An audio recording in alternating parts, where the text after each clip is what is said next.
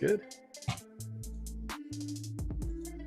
So I noticed Walker Buehler has a relatively steady spin rate across all his 4 pitches on his recent game logs.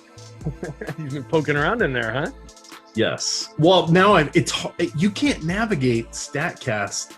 It has literally their answer should, or their tagline should be, "We have it if you can find it." Yeah, you have to know where you're going on there for sure. And I'm constantly discovering new things like that launch angle and exit velocity graph that I sent you the other day of everybody's trajectory over the last 6 years. That thing is so interesting to just sit there and like click on and see where different guys land in that thing. I had no idea that even existed. I stumbled on it the other day. Yeah, because I messaged Greg as well. All right. Yeah, I messaged Greg and he had said, he's like, "Oh, it's there, but you got to really dig for it," or something like that. He didn't give me any hints. Yeah. All right, Awesemo, here we are. It's your old pal Emac coming to you with one T McBee as we get ready for wall-to-wall baseball, 5 slates of action, every team in action, including 2 of the teams going twice. There's a doubleheader today in our nation's capital with the New York Metropolitans going against the Washington Nationals. Terry, tell everybody about your hat. That was a nifty one there.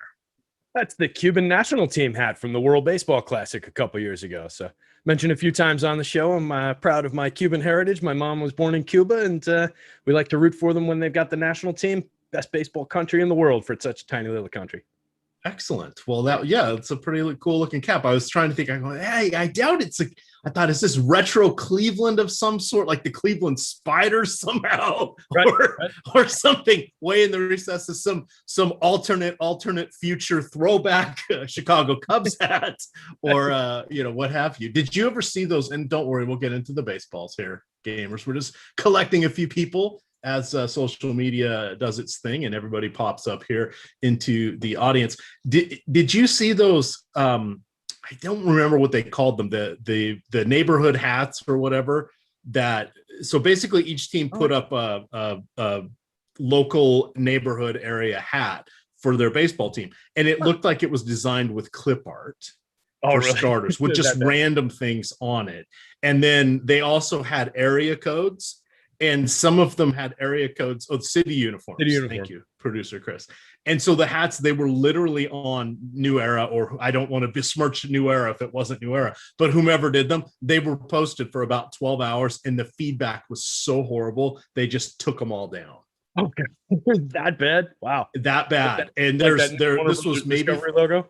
Yeah, maybe 3 weeks ago, maybe not quite a month ago, but you can, like, bloggers were having a field day. So you can, if you just type in New Era City hats or whatever, you'll or MLB City hats, you'll find them, and they took pictures of the the images and all of that. But oh dear God, it was horrible. Oh wow, those are bad. It was sort of like, what? Not even an intern did this. What middle school kid learned about clip art and was designing some hats? These look so knocked off. Like, if I saw this Yankees one with the Statue of Liberty on it, just like for sale somewhere, I would just imagine that they got it off of a street vendor and somebody put it together himself. This is bad. And then some of them, like I think there was like the Nationals and Philadelphia like had one of the same pieces of clip art. They had like a taco on one of them. I don't know what that was representing. It was just a disaster, like a cactus. It was just. Yikes. It was a mess. It was a mess. Dude, so now you can almost you wear them ironically because so few people will actually have them. Seriously. Well, I'm very anti like red Yankees hats and green Red Sox hats and all this stuff. Like, there's a few that I'll let pass, like the green Red Sox, I guess, with St. Patty's Day. Like, if you're wearing it on St. Patty's Day, then it's fine. But otherwise, like, I can't get behind all the different colored hats and everything. Like, no one in the universe should wear a red Yankees hat. That bugs me. So yeah, that one doesn't make sense. But I will say I like all the different Nationals ones, because when you have red, white, and blue, you can kind of, it's that dark blue, and they bounce around what's got trim or what's the predominant color and all of that. That's kind of fun. Plus, I really like their. I like most of the 4th of July uniforms that they wear on like Labor Day or 4th of July, Memorial Day, etc. That all the teams have. But I really like. Yeah, the Stars and Stripes ones are cool. I like those. All right, let's jump in. We've got about 100 of you in chat. We would appreciate a thumbs up. Hey, even a subscribe would do us well as we march towards 60,000. We're going to try to get there around the football season once that is kicking off. See what I did there? That's about 3 months away. Actually, it's 11 weeks away. I think we will actually see NFL football regular season style. Hat tip there to Go Handy Mechanics. He just joined Team Awesemo. That's one of the, you want to get those goofy little logos that are, what are they called? Emoticons that we put in there. Or if we have, you get a little badge next to your name, it's 10 cents a day. If you want to sign up for it, great. If you don't, no worries either. I signed up for it because I like to have fun with the little emojis, especially the one of me, because everybody likes to make fun of me. So why not join in? It's a good time. It's a good time. But you can sign up for that down. If you're on your laptop, you'll see it down in the bottom right corner. And again, it's just goofy and for fun. But we do try to answer those that have badges first, in addition to super chat and of course premium Slack chat. Also, this show will be going out on our Awesemo podcast network. That is going to be all of our shows with the exception of the Live Before Locks, which just don't really have a shelf life. But if you're not able to watch your favorite shows on YouTube, you can get almost all the Awesemo shows here through the Awesemo podcast network. And even better, when you listen and download, submit a 5-star review with your Twitter handle or your Awesemo username, and you will be entered to win 1 month. Yes, we upgraded that. 1 full month of Awesemo Platinum. We're awarding one lucky winner every Friday and your reviews will be eligible to win for up to a year. So you're going to have 52 chances with each review you leave on each of the different platforms. I'm telling you, roll out the 5-star reviews. You're going to be competing against way less people than we would in any other process. And Cool Guy says, enough screwing around, Emac. Let's get to business. Oh, we can screw around a whole lot more than that. Well, we can. We can start talking about PrizePicks, who are sponsoring the show. We can cover a variety of things, but let's talk about game one here. I suppose. FanDuel doing FanDuel things. They're going with a 2.5 game slate. Here's the half game. This game is also included on the DraftKings slate. However, they are going for the first 8 games of the day. This is New York at Washington, game one of the doubleheader. We have Peterson going against Joe Ross Jr. 7-inning game here. Terry, take it away. Yeah, so, 7-inning game, we know what that does to bats. We're going to lose a plate appearance basically each for most of these hitters, so you can kind of shave down a little bit of the expectation in terms of their production. But on a 2.5 game slate, these guys are in play. Like, they're just as much in play almost as anybody else, despite the lack of 2 innings at the end of the game. I think the pitchers are at least somewhat interesting, more the David Peterson side of things, although we see Joe Ross, pop up and down the performance spectrum like crazy. Like you're fond of saying, he's either the good Joe Ross or the very bad Joe Ross. 62 and a third innings, 22.6% strikeout rate, 4.52 xFIP, 1.25 whip, 11.1% swinging strikes. Not a lot to see there, but we have seen upside games from him, and he doesn't cost anything on the FanDuel slate. 6,100 on the FanDuel slate on that 3-game slate. It makes him very easy to roster and then play whatever bats that you want. I think a lot of people will be doing that on that slate in terms of just putting him in and then grabbing different bats and not necessarily even worrying too much about stacking, maybe building one stack and then going with a bunch of expensive bats from other teams and grabbing individuals. I think that's going to be a fairly common approach.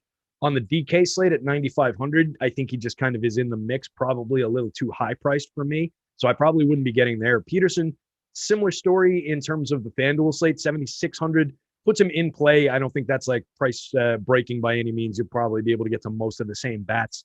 Don't like the spot for him quite as much going up against the Nationals. Just a little worried about some of the power, but he's pitched pretty well. 24.7% strikeout rate over 53 innings in 12 starts. 3.75 xFIP. Puts too many guys on base though. 1.40 whip.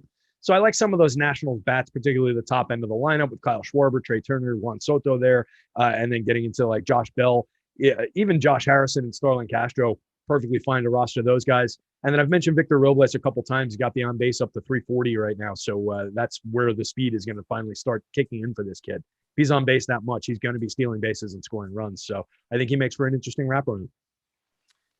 All right. Some of these we're going to go through quickly. Some of them we will spend a little bit of time on. This next one is rather interesting. We have Oakland at New York, the other New York. They are taking on the Bronx Bombers. A fun game note here. Chris Bassett has allowed 4 or fewer runs in his last 25 starts. That is, while not in Oakland Athletics record, it's the first time that anybody has done that, I think, since the 70s, late 70s or early 80s. I want to say it was like David Hamilton or Doug Hamilton was the pitcher. Got that off the MLB probable pitchers page. They have some fun, although useless nuggets, but this one was actually kind of an interesting one. So it's always good to check out what they've got going there. This one's an interesting here. I will ask you again. I brought this around 2 starts ago for Domingo Germán strikeouts, and I was on the positive side. You and Gundacker were both like, nah, we're not going there, and he got there barely, but it was worthwhile. Today's strikeout prop is 5.5, 160 on the under. You can of course find all of the best odds over there at our sister site oddshopper.com. But how are you feeling about Germán going against Oakland? And Matt Olson had one of the highest home run props of the early slate as well. That makes a lot of sense to me. So I'm Go Deep yesterday. He's got one of the, I'm going to guess, I haven't looked at each individual hitter, but I'm going to guess that his 17.49 on my home run model, magic number being 10 usually for an above average chance. That's probably the highest on at least that early 3-game FanDuel slate. So I really like the spot for him. I like the fact that Oakland included Seth Brown, another big lefty in that lineup, along with Mitch Moreland. There's a lot to like about the power in that Oakland lineup right now in this stadium against this pitcher. Strikeouts wise, I have Germán projected for 5. So I'd be going with the under on 5.5. My strikeout projections are relatively good. It's kind of a placeholder number, so it's not an exact science with how I have those calculated out. They somewhat relate, but I'd be probably betting the under if I was taking that. Don't love them DFS wise. 7,300 on FanDuel, 9,300 on DK is just way priced up. I can get to some shares of them, I guess, on the FanDuel slate, but is at best a league average-ish kind of a pitcher. 21.5% strikeout rate, a 1.12 WHIP, a 4.40 xFIP. There's not a lot to love here. Only 28.9% combined cold plus swinging strikes, despite a 12.6% swinging strike rate. So it just doesn't hit the zone enough in terms of the called strikes. I just don't like the kid as a pitcher all that much, just because of his personal issues and everything, and then the fact that he's on my team. So I'm not really going to be there. I would be much, much more inclined to roster Oakland bats. Chris Bassett, I think, is interesting. He's pitching very well, to your point. Kind of a throwback pitcher in some ways as well. Only operates around 93 with the fastball. He's got a decent mix of several different breaking pitches, including a cutter, a change, a slider, and a curve. 74th percentile barrel rate, 76th percentile hard hit rate, 76th percentile expected slugging percentage. Just pitching really, really well and getting more strikeouts than we were expecting. 25.6% strikeout rate in 86 and 2/3 innings over 14 starts. So it gives you strikeouts. It gives you depth of start. There's a good chance that Oakland's going to win this game. So he's got a good shot at a quality start and a win bonus. I really like the Bassett play here. And it looks like on the DK slate, the bigger slate that goes through the afternoon, since he's priced all the way up to 11.3, which is a little bit hefty, he's not getting any ownership at all over there, under 2% owned. So it's an interesting target. You're paying up to do it, but it's a pay up to be contrarian spot against a pretty bad offense that has plenty of strikeouts. There's major power upside. We all know about what the Yankees can do on any given day, but on most given days lately, they've been just flat bad. So it's an interesting Bassett spot. All right. See, and this is not talking smack at all, but I do want to mention Tony A says that yesterday's shows multiple did not really cover that Pittsburgh Cleveland game, which ended up having, the last I checked, I think it was 21 runs. It was quite the exciting game yesterday. Sometimes that's going to happen in baseball. Oddities happen out of nowhere. For example, the Seattle Mariners missing their two best hitters in Evan White and Kyle Lewis. So they're down to Kyle Seager, a gimpy Mitch Haniger. They sent rookie Jared Kelenic back down to the minors, yet somehow they have won 5 of their last 6 games.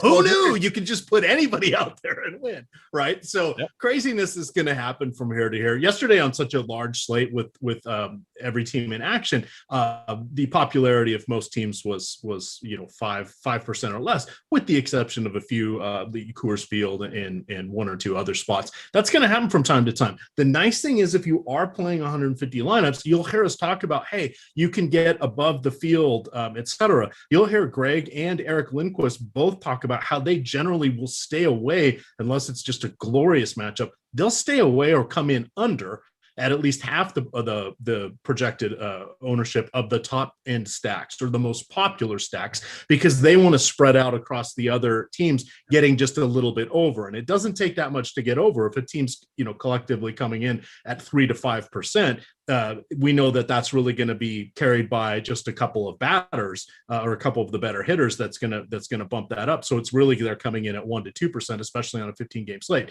All of a sudden, you have 5% of a team, and they're the ones that go off. That's where you're seeing how did they have this guy? I can't believe that. They cover all their bases. It's like, no, they're choosing to say these teams do well, the rest of the field doesn't have them. There's a possibility they're going to do well. It's not like they're going against Cy Young or something, right? So they're going to be heavier on those. Whereas if the teams that are popular, everybody has them and they all go up, well, great, they're going to lose. But even if they have them, how much are they going to win if the entire field is on them and you were paying out 20% of the field? And, that's around where Coors Field was yesterday for a lot of their hitters, 20 to 25%. Great. Yeah, that's the game. Does that really help you or not, right? So it's all math. And if they had this kind of math when we were in school, we would have all been much better at math. Yeah. Contextualize math all of a sudden. Everybody loves it and throws money at it. It's amazing. But yeah, I mean, we're trying to capture the major variance in baseball. So yeah, yesterday we saw a major variance outlier game between those two teams. But when you think of how we talk about these teams on these shows, we touched on that game. We did go through the Pirates in the afternoon show, me and Spags yesterday, really quickly. He mentioned that you like Brian Reynolds. I went through Brian Hayes, Colin Moran, some of these other guys.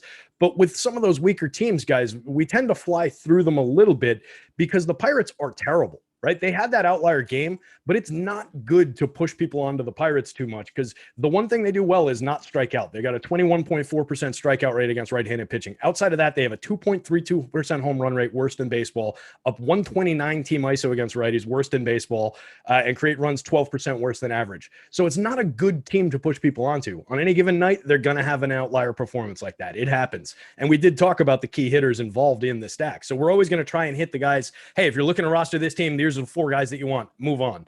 We try not to waste too much time on the really bad teams of the league unless they're in just great spots.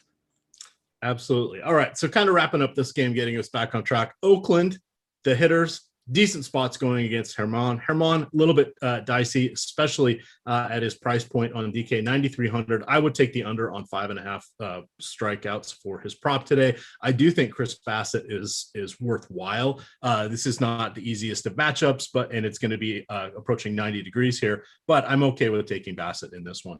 Moving on to our next one here. I think this is the last of the games where we have both starting lineups. We've got Miami going into Chicago, taking on the Cubs. This game is going to be in the mid 80s in Chicago today with a 9 to 12 mile an hour breeze blowing out to right field. Jake Arrieta has been an absolute unmitigated disaster lately. Pablo Lopez, well, he's Pablo Lopez. He's a solid player, but he is going against a top heavy Cubs lineup that sort of falls off there on the bottom. What are you liking or disliking from this game? A 9 implied run total here. Yeah, I get a decent little projection on Pablo Lopez, so I'll probably be there to a decent degree. Going up against the Cubs team, like you said, relatively top-heavy. I like Ian Happ still. I think Jason Hayward's underrated, much more of a defensive player, of course, but is underrated with the bat from time to time. I think he can get things done. The Cubs in general are decent for power, 4.31% home run rate and a 180 ISO as a team, but they strike out a lot. 25.7% strikeout rate puts them 6th worst in baseball, and they create runs 4% worse than average against righties. All of these are in the split against righties. So it's a decent power. It's a decent strikeout upside spot for Lopez. I think it's there for him if he can just avoid some of the power in some of these hitters. 24.5% strikeout rate for him on the season is very good. 3.53 xFIP, 1.15 WHIP, and inducing 10.7% swinging strikes. Again, another guy not throwing enough called strikes. 26.5% CSW, a little bit lower than you'd like to see, but he gets a lot of chase. 93rd percentile chase rate, 84th percentile hard hit rate, 90th percentile average exit velo. So avoiding premium contact for the most part and getting a lot of swing and miss, a lot of chase. I like to see that. So I think there's upside for Pablo Lopez. I wouldn't touch Jake Arrieta with a pole. You could not pay me to roster Jake Arrieta in this spot. Sitting 12th percentile average exit velo, 13th percentile hard hit rate, 8th percentile expected slugging percentage, 28th percentile barrel rate, 14th percentile strikeout rate, 10th percentile chase rate. This is a pitcher who is at the end of his major league career. There's not much left here. Fire away with Marlins bats if you're so inclined. I think Jesus Sanchez is interesting there. He went up by $100 to $2,100 on FanDuel, still the dead minimum on DK. Not a lot of people are going to be on him just yet, but he's a premium prospect. And then there's some interesting bats in that lineup between Jazz Chisholm, Starling Marte, Jesus Aguilar, Adam Duvall. A lot of power upside. Jorge Alfaro, I wouldn't even sleep on if you're looking for a catcher on DK. So there's some interesting ways to put the Marlins together against a not very good pitcher. They're drawing some ownership on DK. We'll see where they come down on that short FanDuel slate. But I think I'm a little bit interested in some Marlins, and it looks like you can weave in and out of some of the ownership to lower your overall ownership zone. Yeah, I think that's kind of a good call out. Looks like Tony A is headed that way himself as well. We're now on to the Tony A matchup. We're going to go with this. By the way, well, it sounds like he lost out with that second Shohei Ohtani home run. Worked out for me because I took down a winner take all. I was fast asleep at that point, but hey, had a nice little night last night, despite forgetting to set my NHL lineups as well as my NASCAR lineups last night. Oops, got a little busy, but that'll happen from time to time. Hey, it was a profitable night overall. Can't get too mad about these things. When you have the tools you have here at Awesemo, I've learned, as I've mentioned to Terry, at least every other day I'm forgetting to set something or I'm having some sort of upload error because I'm just doing too many things at once and it's busy time at the day job. But I don't get mad. I don't yell. I don't beat myself up about it. I try to remind myself that this is how you could improve your ROI by not doing silly things like this. But it only takes me, a week or so to make up for those stupid little mistakes, even if they're somewhat sizable, because we have the good information here at Awesemo. Like, for example, today I tripled up on the first slate of the EuroLeague soccer. Woohoo! Nice. That's great. Just put it into Fantasy Crunch or Hit Crunch. Took out a few of the lineups that seemed to be a little bit chalky, and I lucked into it. So, if you're lucking into this a lot, knock on wood, fantasy gods, lady luck. I'm not offending this. If you luck into it a lot, is it really still luck? Or you're just putting yourself in a good It's Alex's talent, is what you're saying. It's not luck, it's Alex's talent. I like it. There we go. That got me through. Hey, our projections got me with I've got maybe a dozen or so US Open lineups that got 6 golfers through the cut. I don't know anything about golf. I know a little bit, but I mean, not nearly enough to have done that on my own. So I've got a decent little swath of US Open lineups going. We've got projections for everything, and they're all sharp. Absolutely. If you guys haven't signed up yet, if you just want to get to baseball, you can use the promo code MLB Live Before Lock. Well, I guess you can use MLB Live Before Lock to get 25% off a 1-week all access pass. So definitely check that out as well. All right, on to this next game here, the Cleveland at Pittsburgh game. Both these pitchers, a little bit sketchy here. Cal Quantrill going on somewhat short rest. Probably see him in the 50 to 60 pitch outing. He went back on Tuesday. You have Will Crowe, who has just been an unmitigated disaster this season. We don't have news on Jose Ramirez. He is a little bit dinged up. We'll have this starting lineup in plenty of time to make any adjustments. This is the first of our 4:00 games, but again, there's just 3 going off here in the first hour, so you should have plenty of open spots to make adjustments as needed. What are you liking from this game, and why is it the pitchers? Or pardon me, why is it the hitters? Why is it not the pitchers? Yeah. Well, I was just being, you can also use MLB Strategy Show, all one word, as the code. So people know it came from us. It came from us. And I'll be saying MLB Live Before Lock on the next show today. So hey, this is the Emac day. But take us through the hitters here. Yeah, I would be much, much more inclined to look at the hitters than the pitchers. I don't think even at price, either one of these pitchers is really on the board at all, particularly considering we're probably dealing with some innings limits and some talent limits, at least development limits, let's say, for Cal Quantrill. I think he is going to turn into a good pitcher at some point, but right now, 37 2/3 innings and 19.8% strikeout rate, 4.23 xFIP, a 1.30 whip, just not a lot there, and pitching a short game. I don't really care about the price after that. Similar story with Will Crowe on the other side, 22.1% strikeout rate, walking too many guys at 11%, 4.68 xFIP, and a 1.61 whip. Too many guys on base. That leads me into some of these Cleveland bats. They're less interesting with no Jose Ramirez. He's really their big guy in the middle who's going to make everything happen. But I can roster some Eddie Rosario. I can roster some Bobby Bradley, some of Josh Naylor's sneaky power. Maybe your guy, Bradley Zimmer, does something interesting in terms of hitting a home run or stealing a base in there. And then I think Ahmed Rosario probably doesn't get quite the respect he deserves for his overall talent. He's a better player than people really give him credit for. If he's sitting second in the lineup, he's an interesting shortstop. Not that expensive, hits a little bit of power, steals some bases. Cesar Hernandez having a very weird year for Cesar Hernandez, 11 home runs in 287 plate appearances, no stolen bases. The hit tool's not there, 224, 310, 406. Strange Cesar Hernandez year, but he's going to be at the top of the lineup. So there are ways to put the Indians together, but they're much more interesting with Jose Ramirez. To talk Pirates for everybody, Cabrian Hayes is a very premium player going to develop into one of the best talents in the game over the next few years, assuming health. Brian Reynolds, excellent outfielder, hitting for power again this year, 11 home runs in 274 plate appearances. Hit tools there, 297, 394, 517, 220 ISO. He's having a great year. You can get into Colin Moran, lefty power there. Just came back from some injury, so he's missed a little time, has 4 home runs already in 144 plate appearances. Jacob Stallings has power for a catcher. You can get to Gregory Polanco on the left side of the plate in the outfield for only $2,500 on DK, $2,700 on FanDuel. There are a lot of different ways to put the Pirates together for cheap, for not that much ownership. Reynolds is drawing a lot of ownership on DK, but everybody else is fairly low. And then nobody on FanDuel is all that owned. So you can put these Pirates together today. They're not going up against a challenging pitcher. They're going to get a lot of the Cleveland bullpen. So for everybody out there who likes to roster Pirates, this is maybe an opportunity to roster the worst team in baseball and get some Pittsburgh Pirates into your life. All right, let's continue along here to our next game. It is going to be Toronto at Baltimore. Oh, I see somebody asking about weather. Tiny chance of weather in that Pittsburgh game. Tiny chance of weather most likely in the second game for the Nationals and Mets doubleheader. That's not on any slates, that 6 o'clock game. So our first game shouldn't really be impacted, and we're not really going after it that much.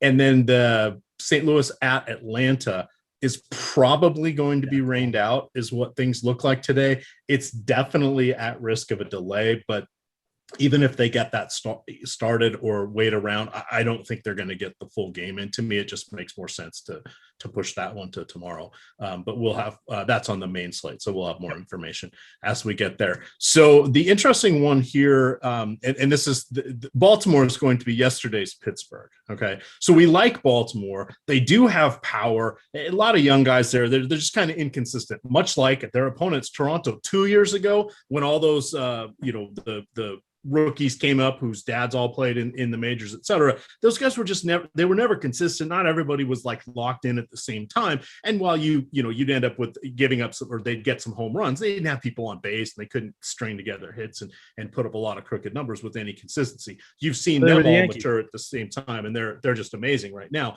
On the Baltimore side, they're going against the rookie who is what's his name? Alek Manoah. Manoah. So Manoah is an interesting one in that I think this is his fifth start or so. He's been really good. And it was a top prospect coming out of the Blue Jays, not just for the Blue Jays, but as well as for Major League Baseball. He's someone I don't really want to tangle with, but this would be the kind of spot where you could see him melt down because, hey, how many innings does he have under his belt in the show? Not that many. So we could see things go sideways. It's going to be warm today. There is a breeze blowing out of Camden Yards, so it's definitely a hitting environment. I'm all over the Blue Jays. Dean Kramer, bit of a disaster. This will be his second start since returning from the minors. They sent him down to AAA Norfolk at the beginning of this month. He had 8 1/3 innings with like 14 strikeouts. So he's kind of that quad A pitcher. He's definitely better than being in the minors, but he's not that great, especially having to pitch in Camden Yards. So a lot of offense here. I'm a little tepid on the Baltimore side though, because I do think Toronto's rookie pitcher is pretty solid. Yeah, he had a great start against the Yanks in, I believe that was his his major league debut, and then he's been average to above average in several spots since then. This will be his fifth start. 25.3% strikeout rate is excellent to debut to. A 4.58 xFIP. There's a little bit in there that maybe he can clean up as he goes forward. 12.2% swinging strike rate as a rookie just coming in, getting major league hitters to swing and miss at that level is pretty excellent, pretty elite. 9,200 on FanDuel makes them a little bit difficult for me to roster, though. I'm a little bit nervous about this Orioles team. They're better for offense against lefties than they are against righties, but they do have some interesting bats in there. They do produce a little bit of pop coming the other way. 3.04% home run rate. It's all below average, but there's just some concerning spots. So going up against a kid, kind of to your point, without too many major league innings under his belt, for that price, I think we can do better in terms of a FanDuel pitcher. At 8,100, I might be more inclined to take shots on him on DK because, again, there are plenty of strikeouts in this Orioles lineup, and some of the better hitters that you're worried about, like a Ryan Mountcastle hitting fourth in the projected lineup, is a good hitter, a good young hitter with a lot of power, but he also strikes out over 30% of the time. There are guys who clean some of that up in there. Cedric Mullins is under 20% strikeouts. Trey Mancini right around 20%. So there are low strikeout rate guys in there, but there are plenty of bonus spots for him here. So he could put up a decent start, but it's not one I'm going to chase on the FanDuel slate for the price. I'm much more going after bats from this game. And I think I would land more on the Blue Jays side in bats. You're paying up a little bit to do it, and they're going to be owned, which is the tricky part. On both sites, the entire top of the order, at least the first 7 hitters, are all over 20% ownership and pushing into the mid-20s to 30s. So it's just difficult to get there in any reliable way. And then if you're talking about trying to use some of the bottom guys in the order to offset some of that ownership, now you're getting to Santiago Espinal and Reese McGuire, who I know Reese McGuire hit a home run the other night, but that's not really who he is. Santiago Espinal, much more of a slap hitter, hit tool kind of a guy. So just not a lot of easy ways to put that lineup together, particularly when you're paying up to get there. Now you're talking about discounting your pitcher, discounting your second stack, and riding along with all that heavy field ownership. So it's a tricky spot. I'd like to be there, but I think the ownership would probably push me away more. So maybe it is getting to some of those Orioles, but then you're talking about on the FanDuel slate, they're drawing ownership as well, going up against a kid we think is a good pitcher.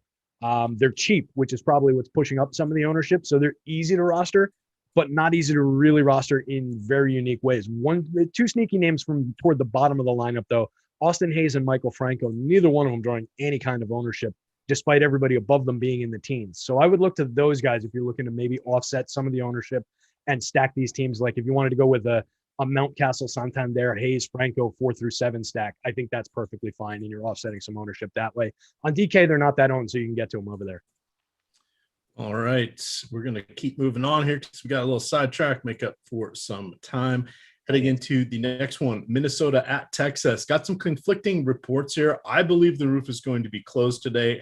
Still haven't found a good source for the new Texas stadium with regards to their roof. But just looking back, it seems that anytime it's going to be 90 or more, they are going to have it closed. That's sort of their default position. It's kind of hey, this is why we have the roof. And we want to remember this is going to be a 3:00 local time game.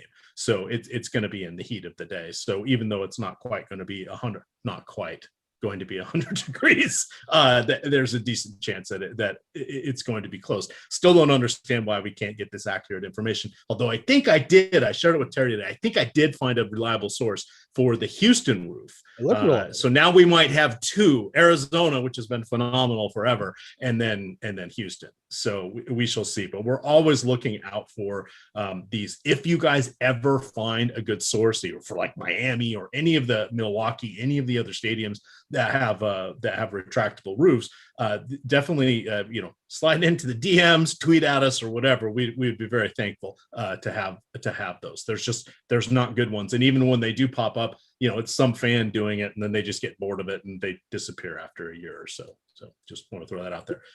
Back to this game, Randy Dobnak. Ooh, definitely look at some Texas hitters.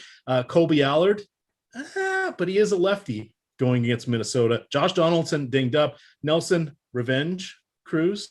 No, because he never hit in this particular stadium when he was with the Rangers. But soon to be 41-year-old Nelson Cruz, still getting it done against lefties.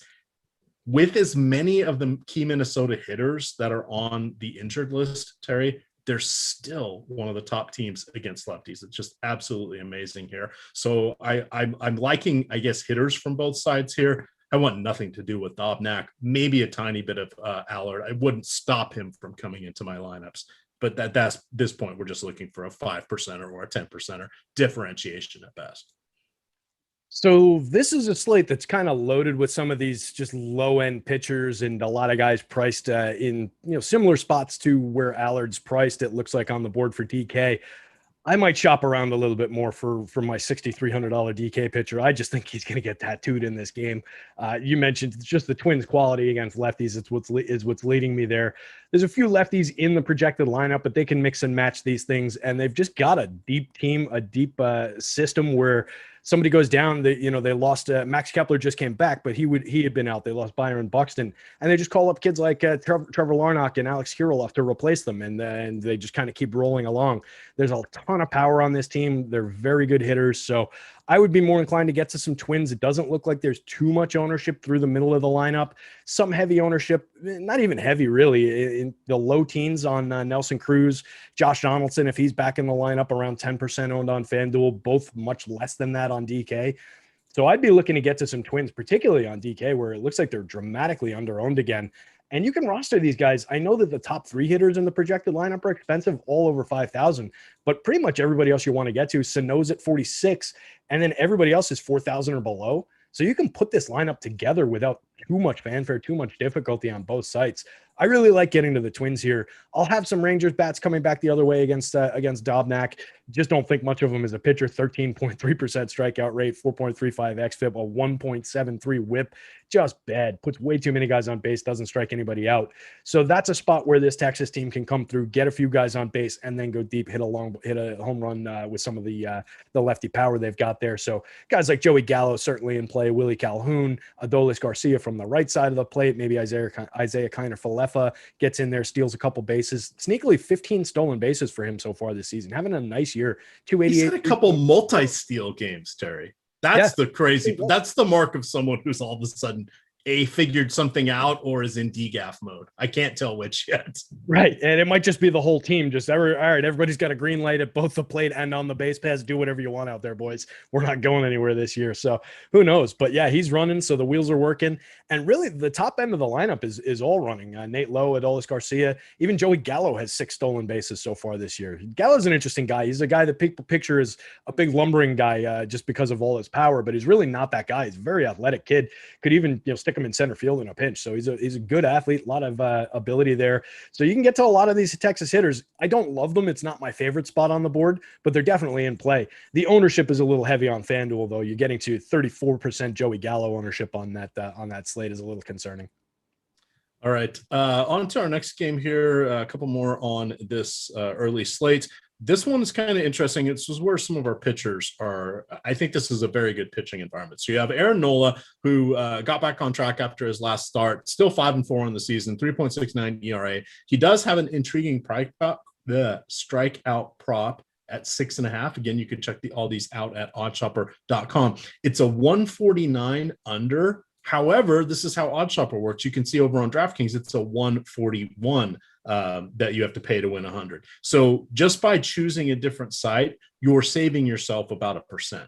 So this is what is going to be key for sustainable sports betting is shopping those lines for the over-unders. Maybe you find something now in baseball, they usually go up in half increments. So there's not ties, but, or in whole increments on the half number. So they don't have ties, but in football and basketball, you can see, 17, 25 yard differences in even receivers, some running backs. If you're just going to look at the different odds, they'll juice them heavy on one side or the other, but by shopping those odds, you can find the over or under of whatever prop you want at the best rate.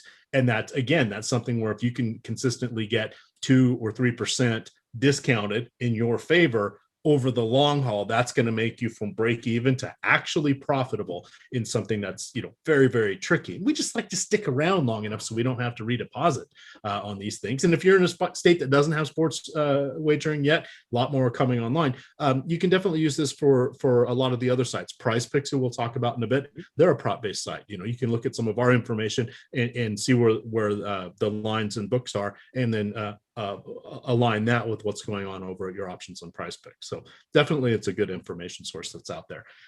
Alex Wood, Aaron Nola, anything on the hitters, or is this going to be 2 of your 3 most popular pitchers for this slate? I could probably grab some hitters from this game, to be honest, particularly just looking at the pitcher ownership. It's a spot. The Giants, to me, have been good enough. They strike out a lot against right-handed pitching, but they do everything else very well against righties. So I really respect Aaron Nola. I think he's an excellent pitcher. But just in terms of being a little contrarian, throwing some hedge spots, I'll have a lot of Nola, but I'll probably also grab some San Francisco bats without that much ownership on them going up against him. Just given the fact 4.16% home run rate against righties, ranks them 5th in baseball, 191 team ISO against righties, create runs 8% better than average. So there's numbers there in terms of offensive production, and the strikeouts are starting to come down, starting to come back to what this team normally does. 25.9% now against righties, puts them 5th worst in baseball, but it's catching up to where they normally are. Against lefties, they're 22.7%, one of the better teams in the league. And going back over the last few years, they've been one of the better teams in the league at not striking out against both hands. So I expect that to return to what we normally see. If I had a gun to my head, I would say that Aaron Nola has the better game than the Giants offense here. I believe in him. It's just a play against 45% of the field being on Aaron Nola on the FanDuel slate, 46% on DK, but that's a different number against 200% ownership. With half the field on any given pitcher, I'll take whatever team is going up against them, and at least in a few shares, just to grab some of that contrarian side. So I would do that. I would probably consider at least some Philly stacks going up against Wood here as well.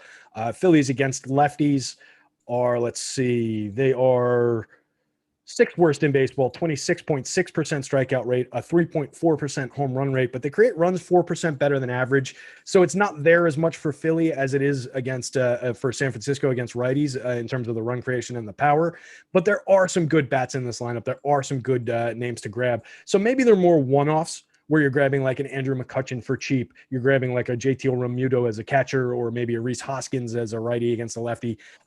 Bryce Harper, if you're building stacks, should definitely be in there. Even lefty, not drawing any ownership on either site. But it would be more to your point about the pitchers, I think, in general. 27.6% strikeout rate for Nola, 24% strikeout rate for Wood. I like both guys. They're both drawing heavy ownership. Nola's sitting 67th percentile hard hit rate, 52nd percentile expected slugging percentage, 72nd percentile barrel rate. Wood, a little bit worse with the contact numbers, just around league average, 51st percentile barrel rate, 46th percentile hard hit rate, 45th percentile average exit velo, 49th percentile strikeout rate, but 88th percentile chase rate. So he's good at getting guys to swing and miss outside the zone. Needs to be a little bit better of just finishing hitters off, I think. But I think based on the contact numbers, that would lead me towards some of those Phillies bats as well. So it's kind of an all sides one for this one. I like this game. All right. Looking to our final game of the early slate. Just making sure. Yep, we are there. So another game where we are going to look towards offense. This game has a higher implied run total than Coors Field today. Now, Coors Field has some good pitchers in it. Boston at Kansas City, not so much. Those of you that know how often I like to cite the Martin Perez hasn't allowed more than 4 runs in X number of starts. Well, he's gotten his ass kicked in his last 2. Que horrible, I believe, is what he would say. On the other side, you have Keller. Remember when he used to never give up power and not get any strikeouts? Well, he's getting some strikeouts. He's also getting his ass kicked. ERA over 6 now. That's something like the last year he had less than a 100 ISO to both sides of the plate. He has just been getting just hammered as well. This is going to be a nice day for hitters. It is going to be in the low 90s. We have a 6 to 9. Nice. Breeze out towards left center. That's miles per hour, not the other 6 to 9. But what do you want to do here, and why is it only play hitters? Yeah, I think it's much, much more about hitters. We had our conversations about Brad Keller on these shows last year when he was pitching well and staying away from him and even maybe sneakily rostering him in some spots. I tried that a few times this year, and it just has not worked. He just hasn't been the same guy. Just looking under the covers a little bit, he slipped a little in the ground ball rate. It's like 4% down from where it was, 4 percentage points down from where it was last year. A little bit worse in the inducing soft contact. It's come down by like 3 percentage points. And these are things that make a tremendous amount of difference for a guy like him. He's got to keep the ball on the ground. He's got to induce that soft contact. So when that's not happening, they can go the other way against him. They can really drive the ball. So I'm still not getting the greatest home run marks in terms of what my home run model shows, just because there is still some of that last year data. It hasn't all gotten out of the system. But what I am getting is great DFS projections for the Red Sox up and down. So I think we can get to most of this Red Sox lineup. The projected has Christian Vasquez and Christian Arroyo down toward the bottom. Vasquez could get a day off from catching, so monitor who's going to be in the catcher spot. Arroyo is kind of an afterthought for me in a lot of these slates, but he's hit well. 4 home runs in 135 plate appearances, 262, 323, 434 with a 172 ISO, creating runs 7% better than average.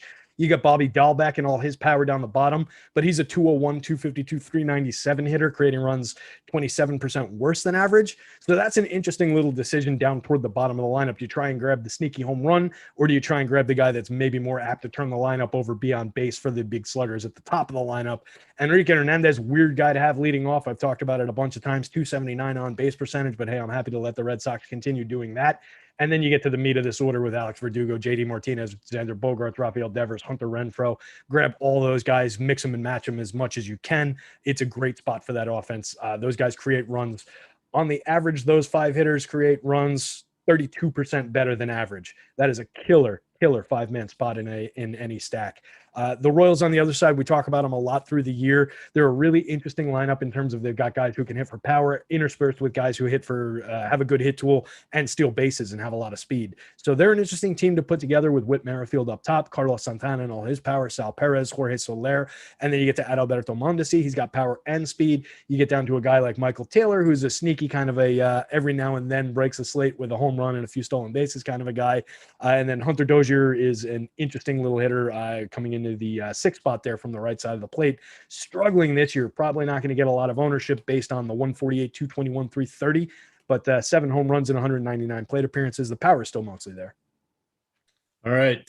I see News God is helping out someone in chat, but reminder, as it does say on the account page, even on mobile, if you have any trouble, please email our customer success team at any time. That would be support@awesemo.com. They can help you with any question you have, including how to unhook your, wait for it, subscription if you really want to. And it should be there. I'm not seeing it either on mobile. You may have to go to desktop site. We'll put in a notice that it doesn't look as easy as it does, but it's not the intent for us to hook you in forever. You can go in and stop your subscriptions at any time, and you can also stop them in advance of the next payment, and you don't lose your access to the content until whatever your final day is. Yeah. So no tricks here. I promise you, no tricks. What I would encourage people to do in that situation, I found just in my role, just since we're going off on that tangent real quick, when I that's right, people, Terry McBride, by the way, head of customer success here at Awesemo.com. That's me. Send me your emails. I'm happy to talk to anybody. That's kind of the point I'm going to make. I find that a lot of people, when they send in those emails, just like, hey, I'm looking to jump off. I didn't get what I wanted out of the site. If I ask them one question, tell me a little bit about what you experienced at the site. Talk to us, guys. If you're having trouble, if you're having trouble finding things on the site, you don't really know how to get started, we've got our DFS 101 channel in Slack. We've got all the experts, everybody. Emac's in there all day answering questions. I'm in there all day answering questions. We're here to help. And part of that is helping you guys navigate the site, learn how to use the tools, learn how to use Fantasy Cruncher. A lot of people give up too quickly. And I really hate seeing people leave for the wrong reasons. If you didn't think our projections were good, or you've not succeeded with our data, that's a different conversation. But if you're just struggling to figure things out or get started, email us, talk to us a little bit. We'll help you out instead of bailing, because I really believe in our product and I really think it will help people, particularly in that situation, people looking to get started. So instead of jumping ship, just talk to us and we'll help you out and we'll help you get there. But if you want to leave, we're going to let you leave, like Emac said. Yeah, absolutely. No pressure. No pressure to stay. All right. Let's hit that late slate. Oh, it's the main slate. So just quickly, I think that the Cardinals Atlanta game is going to get rained out or postponed. Just hitting on that one real fast, Terry. It's Adam Wainwright going against Drew Smyly. While I do like Wainwright's resurgence, 4.9 implied run total here for Atlanta. Even if this was a clean weather game, I'd probably lean towards the Atlanta bats just a little bit. On the other side, going against Drew Smyly, usually a good thing. I would be doing cartwheels for Paul Goldschmidt and Nolan Arenado. I'm okay with Tyler O'Neill just because he's swinging from his heels all the time, and Yadier Molina would be fine. Again, I don't think this one is going to play, but I would look to bats only if it does. Anything I'm with you on that one? I'm with you on that one.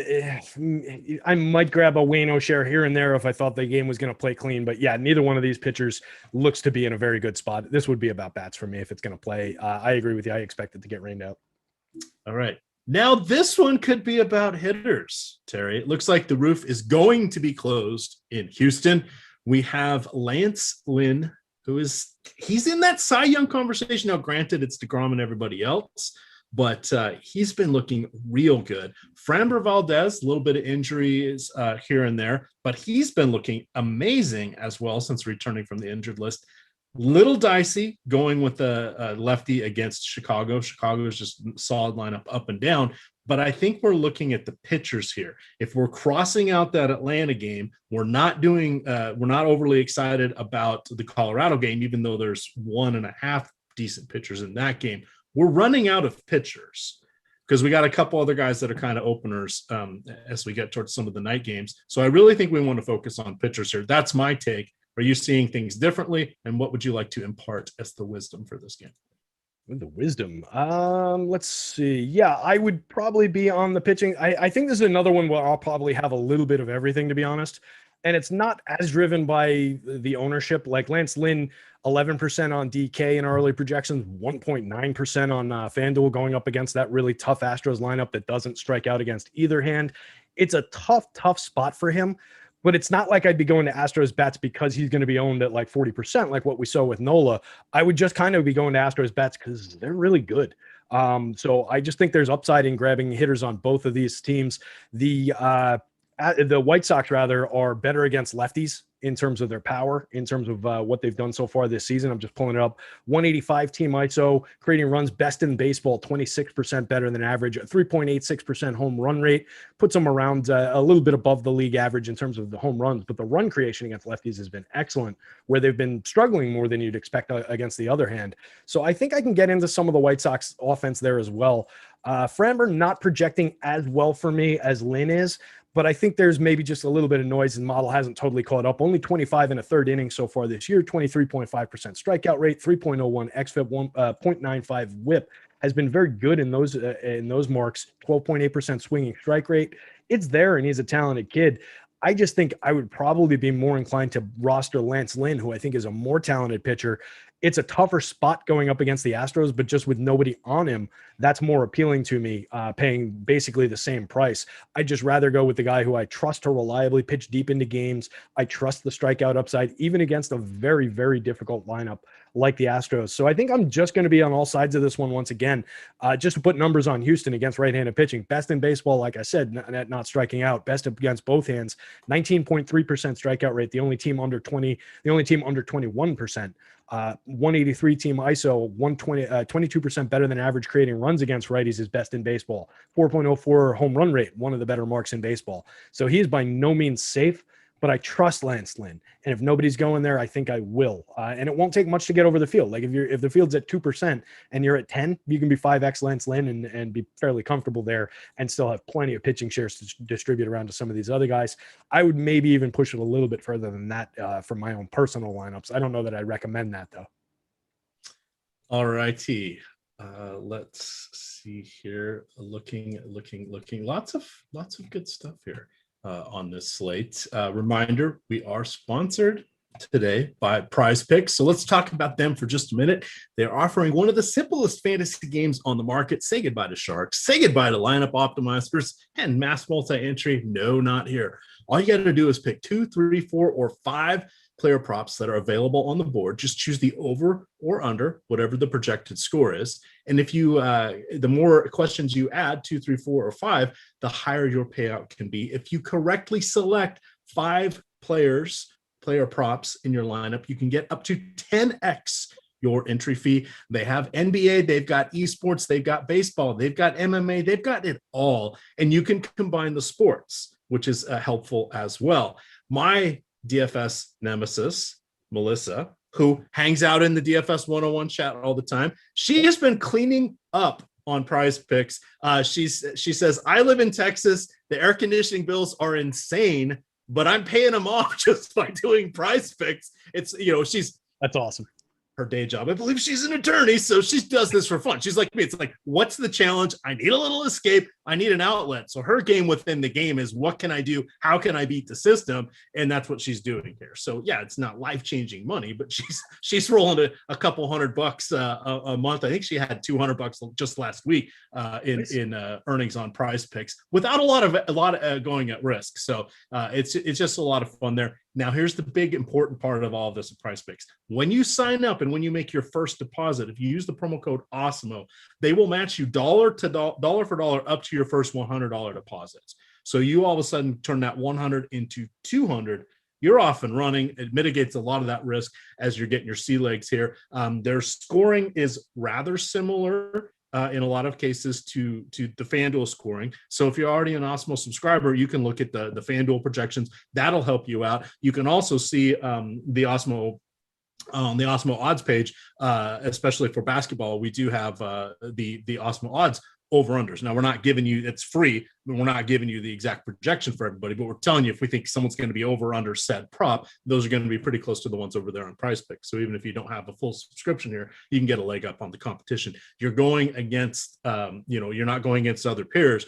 You're just going against those specific lines. And your payout, of course, advances with each question you add to your PrizePicks combination. So check that out. They have a great website as well, because I'm a laptop guy, not really fond of doing this stuff on the old mobile device. I do like to check my current winnings on the mobile device, but entering lineups a little tricky for me. Can't teach this old dog new tricks, but they do have a very nice app. I will give them a hat tip on that one. There you go. All righty, back to the fun here, Terry. This is an interesting one here. Cincinnati at San Diego. Cincinnati leads the league in steals. We likely will see Tucker Barnhart behind the dish. He has allowed 22 of 28 base stealers to make it this year. One of the worst in the leagues. A lot of people are running on him. So this is an intriguing spot here. The gift that keeps on giving. Additionally, the Cincinnati bullpen, I think I said Kansas City, I'm sorry. The Cincinnati bullpen does need is pretty thin. They only have 3 pitchers who haven't pitched at least once in the last 48 hours. So it looks like we're probably going to see some righties from the bullpen. So San Diego up and down the lineup, absolutely amazing. You get that speed from Grisham and Tommy Pham and Fernando Tatis. And then you get power from, wait for it, Tommy Pham, Grisham, Tatis, Machado, Hosmer, Myers, Cronenworth. It's a pretty good lineup here. Talk to us about this game. It's going to be in the low 70s in San Diego for a 4:15 local start. Yeah, San Diego's gotten interesting in terms of their ability to steal bases, like you were saying. They're leading the league in stolen bases. The projected lineup has an average of 6 stolen bases. A little top heavy with Pham having 11 and Tatis having 13, but everybody in this lineup has at least a couple stolen bases. Everybody in this lineup gets on base at a clip around 320, except for it looks like Eric Hosmer, which is surprising. He's better than that, better than his 306 on base percentage. So that should come up at some point. But yeah, everybody getting on base. Some of these guys hitting for power, very good with sequential hitting and just driving runs, bringing runners around. So there's a lot to like about the Padres lineup now, and they're not that expensive. For a team that's producing fairly well, only Tatis over 4,000 on the FanDuel slate, all the way up at 4,700. And then on the DK slate, you get him at over 6K, and Tommy Pham now pumped up to over 5, and Jake Cronenworth over 5, and then it plummets down into the mid-4s. So there are ways to put this team together, not going up against much in terms of the pitching on the other side of things. Basically a bullpen game, I think, for both of these teams. So I'm interested in both offenses. I've been getting to a ton of Cincinnati through the year. I don't think much is going to change there. Love the home run upside for this team. Eugenio Suarez, Jesse Winker, Nick Castellanos, Tyler Naquin, even Joey Votto in there. Still like the rostering the old man, the reliable hit tool, even though he's down to 236 this year. It's a 236, 329, 444, but he's still got a 208 ISO, 8 home runs, creating runs 12% better than average. Basically everybody in the lineup, except for Eugenio, who I still believe in the power, and then Kyle Farmer is above average creating runs, and some guys well above average. So I really like the Reds lineup. It's all about bats on both sides of this one for me. We will continue on. We're going to go a little extra here just to make sure we get all the games. We do have a show coming up at 1 o'clock. We'll hit these in the next 10 minutes or so. And then we also have the MLB Live Before Lock a little bit later this afternoon. And then 2 NBA shows for tonight's game 7. Is it game 7? I believe game 7. I think so. Good time. It's the crucial game, if you will. Here's the crucial game of our baseball slate. It is only going to be 80 degrees in Denver today, Terry. That's like 20 degrees lower than what it had been for the last couple of games. We have Austin Gomber, the lefty, the ground baller, going against Adrian Hauser, who a little bit of smoke and mirrors, occasionally marshals some strikeouts, but he too tends to lean towards the sinker ball here. We have a 10.5 implied run total. Again, it's actually below that Boston and Kansas City game. I want to point out our friends over here at the MLB probable pitchers page. Are you ready for this one? Now I'm ready. Remember when the going wisdom was that curveballs are not good at Coors Field? Well, according to the MLB quality of pitch, Gomber's knuckle curve ranks in the top 4% in the MLB for overall quality. What they're not telling you in that little blurb, 48 innings on the road, 28 innings at home. It's skewed. It's skewed, damn it. A little bit. Close, though. You're looking at some advanced stuff, writers of the MLB.com probable pitchers page. Yeah. Hat tip for that. Solid You got to know effort. how to use the data, though. What do you want to do here? Do we consider Gomber? Milwaukee, one of the not so great teams going against lefties here. Gomber actually is a decent pitcher. It's Coors Field. It doesn't necessarily, it's not always all about home run power. Coors, I think, are they just outside the top 10, I think, for home run parks? But the extra base hits It's in that expansive outfield, that's what gets you at Coors Field. Yeah, and a lot of people don't seem to understand that when they talk about Coors, which is it's interesting. People just expect that it's all the offense, so it's home runs, and that's really not exactly what it is. So you're dealing with a Milwaukee team here, like you said, worst in baseball, 29.1% strikeout rate against lefties. There's a lot of appeal there.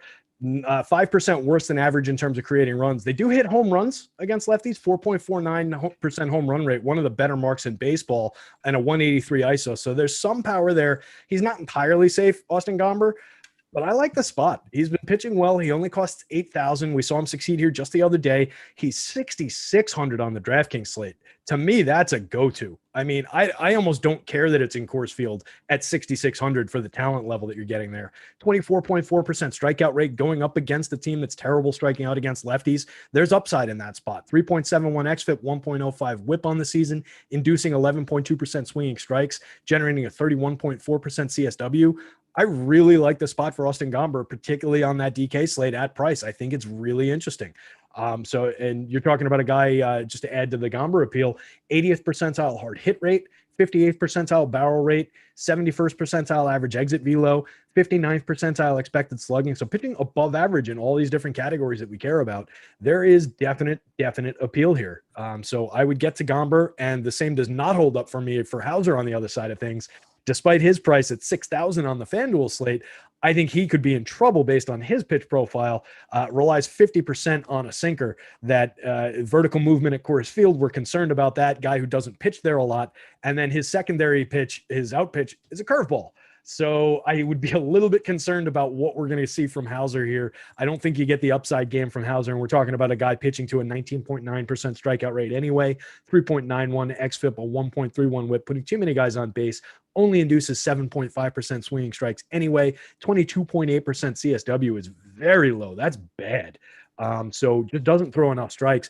Going up against one of the worst lineups in baseball, don't get me wrong, the Rockies against righties, as of the other day, were like 30 some odd percent worse than average creating runs again. Yep, they are 31% worse than average creating runs. The next highest team is 18% worse than average. That would be this Milwaukee team against righties. So it's not a good offense going up against Hauser, but I just don't like the pitch profile here. I could see like a 6-run type game for the Rockies without much DFS relevance.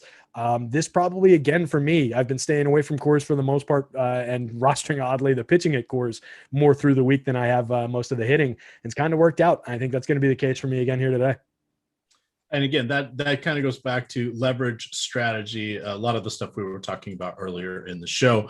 We do have free MLB projections today. Producer Chris was just putting those on the screen. Those are available for the full slate, meaning soup to nuts, every team in action. For for basketball today, we have the NBA player rankings. And then for UFC, we have the UFC Pro Plays, which is kind of the ranking and listing of all of the Awesemo contributors, Alex, Pete the Heat Rogers, Josh usually puts his in there, Jason Floyd, etc. So we have a lot of people that are very, very good at MMA, and you can check out their thoughts. Steve Buzzard, in front of the paywall, he is the Colts. Behind the paywall, he's Steve Buzzard, CFO, and also heading up a lot of our data and projections, along with Sean Zahn and Alex and Tom and all these guys, have won 7 figures or more playing daily fantasy sports. All righty. Couple to go here. Let's see the next one. Detroit at Detroit at, I was going to say Atlanta, at Anaheim. The Los Angeles Angels of Anaheim. Willie Peralta making the start. It's been a couple years since he's actually started. He, I think, had half a dozen or so starts in the minors this season. He has just one appearance, I believe, so far. I don't expect him to go really more than 30 pitches. It's going to be a bullpen day. This is filling in for Matt Boyd, who was placed on the injured list. On the other side, I do have some interest in Patrick Sandoval. He will be going against the Motor City Kitties, who are one of the worst teams against lefties.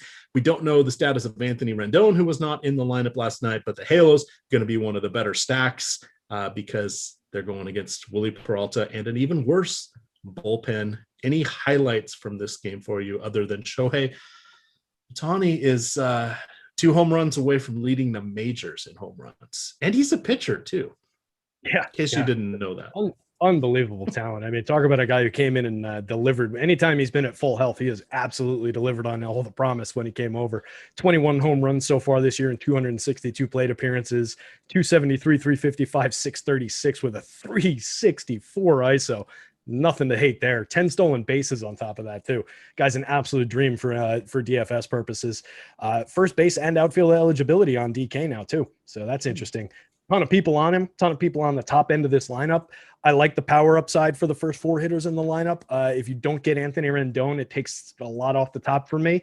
But Upton, Ohtani, and Walsh are at least interesting. The back end of the lineup leaves a lot to be desired, though. You're talking about immediately getting into Max Stassi hitting 5th, Taylor Ward, Jose Iglesias, Juan Lagares, and David Fletcher. That's a little weak. There's not a ton of power there. There's some in Ward and Stassi, but on the back end especially, not a lot.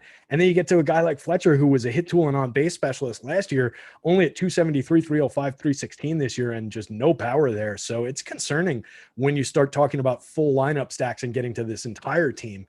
And then everybody's going to be on the hitters that you really want to get to. So I don't know how much Angels I would get to in the wash. I like them in theory in terms of just a pure spot, but with the ownership on them, I'm not sure if it's for me. Definitely not going to be rostering any Willie Peralta. I do think Patrick Sandoval is interesting going up against this anemic Tigers lineup, and probably not going to get to too much of them. I might grab some shares just because there's not that much ownership on them and they cost nothing of some of these righty power bats, like a Jonathan Scope, if you want to consider him a righty power bat anymore. Miguel Cabrera, certainly Eric Haas is a righty power bat who's come into the league now. So there are some things to like for that. I would include Heimer Candelario in there, hits from both sides of the plate, not producing a ton so far this season, but there's a little bit of upside there maybe. And then you get like sneaky Daz Cameron in there, name that a lot of people don't know right now. He could produce in terms of mid-range power and some stolen base upside. So while I don't love it, I might grab some Tigers and just and go contrarian a little bit with that lineup. Not going to be a lot of people there, but it's not one of the big bright shining spots on the slate by any means. All right, this is interesting here. Okay, sorry, I was bouncing around. I was trying to see how to pronounce Heimer Candelario, which is interesting because I thought he called himself. This blew my mind. Jamer. I'm not even joking. And I can't tell if this is me being incredibly sleep deprived or if this is just me. If that's how he was pronounced, it's you can spell it like that and call yourself Bob if you want to, and just tell everybody all silent to rip off an old George Carlin joke. Oh, that was a good one. That was a good one. All right. Lining up our last two, get some pitchers to talk about in this one. Josh Fleming. He's been the opener, but he's now called the starter. I don't know. This one is just let's set all that aside. He's going to go 4 to 5 innings today. He's going against the Mariners. He's 6,800. The Mariners, despite winning 5 of their last 6, are missing so many hitters. This is just an embarrassment of a lineup here. Logan Gilbert, I think, is an adequate pitcher. These guys are going to both be in line for SP2 consideration on our late slate, especially on DraftKings at 68 and 6,900 here. You've got the Tampa Bay offense would be the one to go to, but Logan Gilbert has actually been getting better and better with each start. He's one of the Mariners' top prospects. He has a very good fastball. He is actually locating it well in the article I read is he's really trusting his stuff. Thanks for that analysis as well. But he has made some improvements. Tampa Bay does strike out a little bit. So I think this one for me is pitchers. And then the next game, it's going to be all about the LA Bats going against Matthew Peacock, who is horrible. But you have Walker Buehler who is the clear top pitcher of the day. Looking at his spin rates, they have been relatively steady the last 3 seasons as well as the last 6 games. Either he's still using a little something or he didn't need a little something. The strikeouts, he's not as much of a strikeout pitcher as one would expect. I actually like the under on his strikeout prop. It's sitting there at 6.5 on a lot of the sites. He has had more than 6.5 strikeouts just once in his last 5 games. He averages 8.3 or 8.5 strikeouts per 9. So he goes deep into the games. He's made it into the 6th inning in all 13 starts, but he's not a super duper strikeout guy. He's solid strikeout guy. What do you want to wrap up our last 2 games here with? Yeah, so to that point, Buehler is one of my top projected pitchers on the entire day, would be the top projected guy on that late slate, the main slate. So love Walker Buehler. Everything you said is perfectly apt and correct about him. The strikeouts, he's like solidly above average, but he's not one of these amazing blows everybody away 35, 40% type strikeout guys that we're seeing so far this year with some of these ace level pitchers. But he is that caliber pitcher in everything else. I think he's excellent. I have him at 6.7%, 6.7 strikeouts for the night, by the way. So tick over, I think you said 6.5. So I would maybe consider the over there. In the other game, going back to that one, I think Logan Gilbert probably pretty interesting, given that the opposing Rays have a heavy strikeout rate against right-handed pitching, second worst in baseball, 26.3% strikeout rate. Overall, that lineup, they average 30% strikeout rate going up and down the projected lineup. And guys like Mike Zunino, inflate that, of course, with his 40% rate toward the back end. But some of their better hitters, guys like Brandon Lowe, 32% strikeout rate. Randy Arozarena, 27.9. Austin Meadows, 25.4. There are plenty of strikeouts for Gilbert, who's pitching to a 24.2% strikeout rate right now. 4.63 xFIP needs to be cleaned up, 1.13 whip, 12.2% swinging strike rate, but only a 25.4% CSW. So maybe if he's feeling a little bit more confident in his repertoire, maybe he's going to start throwing a few more called strikes. I always find that funny. Like, a guy got to the major leagues without being confident in his stuff. It's just a nonsense thing that people say. But I think the kid's, got a decent amount of upside there, especially for price at 6,900 on the DK slate. A lot of people are going to be going to it, which would be the one concern I have. So maybe you come in a little bit under that, find another guy that you trust in that price range for an SP2 and split the shares. But I think he's definitely in play. I wouldn't say the same about Fleming, despite the matchup on the other side. I don't trust the length that he's going to give us. 14.8% strikeout rate. There's just not that much there. He's been better at just preventing big games and big innings when he's been in the game than he has at having like monster upside starts. Bats wise, I would definitely grab some Rays shares, get very nice power marks for them. They do hit righties for power like crazy. 4.14 home run rate, create runs 12% better than average. 182 team ISO, all well above average. So Gilbert not necessarily safe by any means. So that would be a little bit of a both sides for me. I don't know how many Mariners stacks I'm going to end up with. They don't really pop for me in any unique kind of way. Nobody's going to be there. So if you wanted to grab some sneaky bats, there are still talented guys. Like I would grab like a J.P. Crawford, Mitch Haniger, Kyle Seager, Dylan Moore maybe. I could throw in Tommy Murphy with some of his power upside, although he hasn't been great. Maybe Ty France with some of his hit tool and power upside. So there are some bats to get to there, but they're not great. And then I forgot. Say again? Ready? Jamer Candelario. Jamer Candelario. All right, fair enough. I'm Interesting. still skeptical. Yeah. Not a lot of hard J's pronounced in Spanish, but hey, I'm willing to let him pronounce it however he wants. Looking at that Dodgers, I'm in shock still. I'm in shock. It's like everybody saying Luis Robert when it's Luis Robert, regardless of what the announcers or anyone else wants to say about it. Joan Benoit Samuelson. You guys don't remember who that is, but an American distance running legend. There you go. Benoit. But yes. we're in the U.S., so it's Benoit. The first time that I found out it was that the Hall of Fame goaltender in hockey's name was Patrick Roy, not Patrick Roy, blew my mind. But I was like 10 at the time, so it doesn't count. I think you're right on the other game. Load up on those Dodgers bats going up against Matt Peacock. Not a lot to say about the Diamondbacks coming back the other way against Walker Buehler. I think he's just going to shut them down pretty much. If you get the outlier game, you get the outlier game, but I won't be on it. Doesn't look like much of the field's going to be there. Plenty to like about the Dodgers bats, even without Cody Bellinger in the middle of that lineup. You get Justin Turner, you get Will Smith in there. You can go all the way and drop down to an AJ Pollock, who is probably still dramatically overowned given the price tag. toward the bottom of the lineup. Mookie's obvious. Gavin Lux as a lefty is a good name to throw in there as well. Multi-position eligibility on him, not that expensive. So liking the Dodgers stacks there. All right. Speaking of stacks, I'm dropping the link to the article into the YouTube chat. This is posted on Awesemo.com.